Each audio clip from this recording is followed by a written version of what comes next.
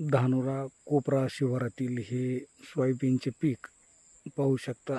अति पावसामुळे कसे पिवळे पडले आहे.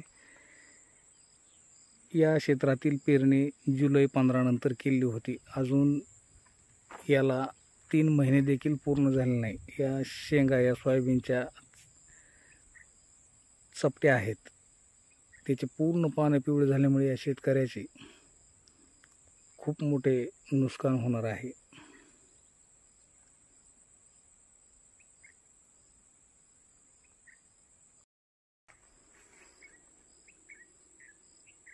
हे मारानावरील पीक आहे. शेतकऱ्याच्या हातात 20% देखील पीक लागण्याची शक्यता, उत्पन्न निघण्याची शक्यता नाही. पूर्ण अतिवृष्टीमुळे शेतजमीन पाण्याखाली होती, पाणी होते रानामध्ये. यामुळे सोयाबीनचे पूर्ण पाने पिवळे पडले आहेत.